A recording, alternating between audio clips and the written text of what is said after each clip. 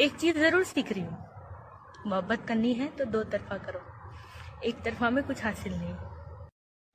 Bismillah ar-Rahman ar-Rahim, alhamdulillah, wa salatu wa salam rasulillah sallallahu alayhi wa sallam.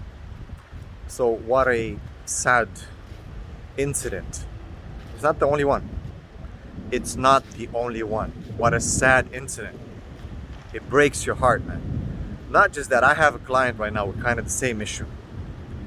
Actually, two clients that I had just recently with the same problem, subhanAllah. And just what a sad incident. And again, I want to ask the ulama, and I want to ask the duaat and the people on social media to start addressing these things. I know we have some cute videos here and there and nice things, but these are real issues, man. Let's start educating more. I'm not saying people have not done that. I know some people have addressed this issue, but don't you think this is much more important than other trivial things that are being put out there, jokes and stuff like that? And I've got this video explained to me and what happened, in depth. So don't think, oh, you're a white boy, you don't even know, you're from Western culture. I've traveled the world for the past so many years now. And yes, I've been to India many times. And yes, I understand the culture. And yes, I've married within this subcontinent culture as well. And yes, it's been explained to me over. And yes, I've dealt with clients. I'm trying to establish not an authority here, but an understanding that I do have an understanding. So there's a big problem. I'm gonna just list a few points. Number one, the issue of dowry. It's gotta stop, man. Women don't pay dowry, man. Men pay dowry. Mahar is from men. From men to woman. This is one of the shart of the nikah, as the scholars say. Okay, even about the delaying and this and that, there's differences. But men pay women. Bottom line. Men pay women, not women pay men. That's one thing. Number two, this culture that's inherited from Hinduism has to stop, because it's not correct, it's against Islam. Look what it causes. And by the way, don't say that you think, oh my God, it's so sad, it's one case. This happens so much, and other cultural problems within the same issue. Again, we need more scholars to talk about this. Some of the brothers have this kind of background as well from that area. People need to explain to the people, because obviously the people from that culture respect mainly the scholars from the culture. They listen. This is the sunnah of Allah, the way you send the prophets, always prophets from their people. But I think the bullying and the pressure on the sister, and her name is Aisha, the bullying and the pressure on this sister, and she wanted the marriage to work, it seems, and there was a court case. And imagine, like a woman wants to be married, she wants to have a good life, she wants to be with her husband, but then the guy is some bad guy, man. Correct me if I'm wrong, if I'm missing something, because it's been explained to me. I took some time before I made this video. What a guy, man. What a guy. He's not a real man. We're here trying to teach these boys to man up. He's not a real man. And I think the saddest part was the way her father talked.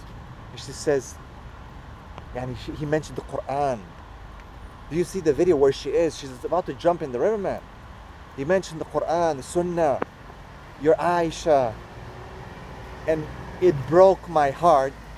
This is what's been translated and told me. I think it broke my heart that the mother was saying something like, what are the people gonna say? And that's, I think, what kills everything. I know it's sensitive. I know she's a mother. I know it hurts. I have daughters. But that's the problem, guys. We always think when we want to go against the culture, how dare you say something? Who are you? You're a bad person. You're an extremist. You're this, you're that. How dare you say? What are people going to say? That's what people, in this moment, you think about. I don't know. It's not actually, I'm not just blaming her. When I deal with my clients, my approach is, of course, there is responsibility for your actions, no doubt. There's some blame. But there's also understanding. People are, I'm not saying sick as in like sick as a marad, as an illness, but it is a sickness. Culture sometimes becomes a sickness where you just, in this moment, you care about people. In this moment, you care about what people are going to think. If you go against your culture and you follow the Quran and Sunnah, you're going to care about what people think. That's the problem. We care too much about what people think. We need to stop caring. The perception and the opinion of others of us is not and should not be the own opinion, the opinion that we have about ourselves. When we can break this wall, we can change ourselves and stop caring about what people think about us, that's when we're going to break the shackles of ignorance and we're going to be able to follow Quran and Sunnah. Till then, we're not going to be able to, because always in the back of our mind is, which caste are they from? What are the people going to say if we break these so-called values that are against Islam? Compatibility is important, no doubt. Social class, this, that can be looked at. But Islam is Islam, man. Islam is not Hinduism. Islam is not this and that and caste system or qabail or tribes. Even though Allah has created us, in qabail. Okay, لِتَعَارَفُوا. But let's not forget, man, this is Islam. And if we follow Quran and Sunnah, we wouldn't be in this problem.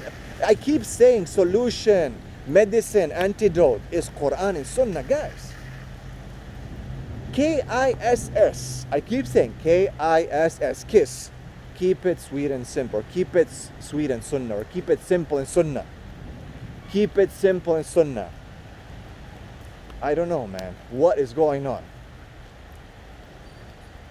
It breaks the heart of people. And yes, I have some clients with the same issue. So I request again the scholars, the ulama, and the da'is, and the people who have millions of followers to post at least one post about this. Share this woman's story. Please, hashtag whatever you want.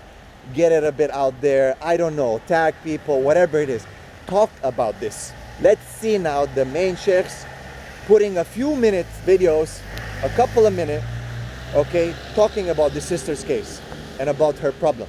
Naming it. Why we're always shying about names? Naming it, saying, hey, this is what happened. This is not right, guys. People have millions of followers in these countries, in India, Pakistan, and so on, in the subcontinent, Bangladesh, and so on. I love my brothers and sisters from India and Bangladesh and in Pakistan. I've traveled. I know them. They're good people. But let the sheikhs and the da'is, please, for the sake of Allah subhanahu wa ta'ala, address this issue. I have not seen yet. Please tag me if any one of them has posted about this. Oh bro, you're trying to look at negativity only. There's so much beautiful things in the world. Ya ikhwat wal akhwat. Ya brothers and sisters. Man, this is a huge problem. We need to address the problems. As Hudayfa bin Yaman said, I used to ask the Prophet about the problems, about the issues. Let's also ask about the issues a bit and get some explanations, inshallah. Barakallahu fikum. May Allah subhanahu wa ta'ala forgive us and help us, man. This is a problem, man. Please, sheikhs, da'is, please talk about this problem. Explain to your followers why this is wrong and why it shouldn't reach to this point. It's as simple as the man, if you're a man, pay the mahr man. And that's it. Bottom, that's it. End the story. Assalamu alaikum.